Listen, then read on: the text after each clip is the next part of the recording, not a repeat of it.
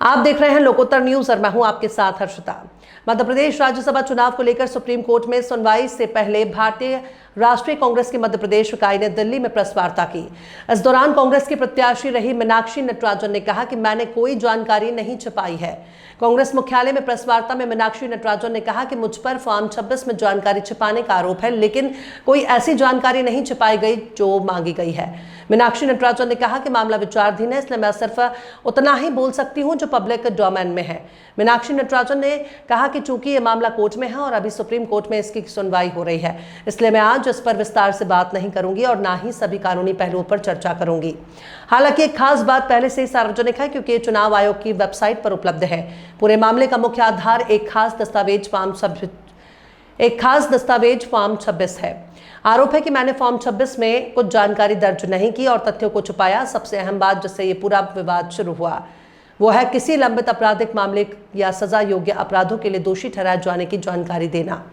क्योंकि मामला सब जुडिस है, न्यायालय के अधीन है और आज भी माननीय उच्चतम न्यायालय में इसको सुना जा रहा है, तो मैं बहुत विस्तार में और सारे कानूनी पहलुओं पर आज बात नहीं करूंगी, क्योंकि वो आज उस पर चर्चा करना उचित नहीं है।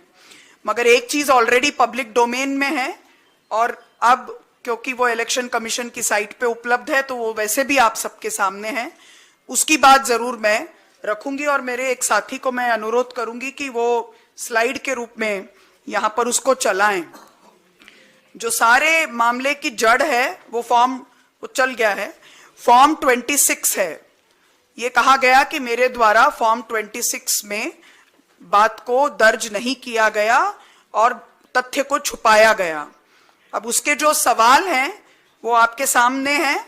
राजनीतिक दल का ब्यौरा देना है, मतदाता सूची में जो उम्मीदवार का क्रमांक है वो ब्यौरा देना है, उम्मीदवार का फोन नंबर और जो भी उसकी आइडेंटिटी है, ईमेल अकाउंट है, वो उसकी जानकारी देनी है, पैन और आयकर के रिटर्न के बारे में विवरण देना है, संपत्ति और अन्य चीजों के बारे में विवरण देना है। लेकिन मोस्ट इंपॉर्टेंट बात जिस पर यह सारी बात शुरू हुई वो ये है कि अगर कोई लंबित आपराधिक मामला है तो उसकी जानकारी देनी है और अगर कोई दंडनीय अपराध में दोषी ठहराए गए हैं तो उसकी जानकारी देनी है। जाहिर है कि इन सब चीजों पर मैंने लिखा कि ये मुझ पर लागू नहीं है, क्योंकि मुझ पर एक लीगल नोटिस है।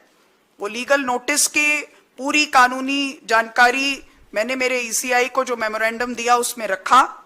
आज सुप्रीम कोर्ट में भी वो बात रखेंगे। मात्र एक लीगल नोटिस है जिसका अब तक अदालत ने संज्ञान तक नहीं लिया, कॉग्निसेंस तक नहीं लिया, वो मैटर है। तो अब इसको दर्ज करने के लिए कॉलम कहां था ये क्लैरिटी होनी चाहिए।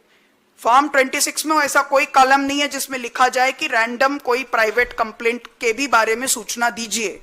अगर वो ऐसा कोई कॉलम होता तो हम ये सूचना जरूर देते।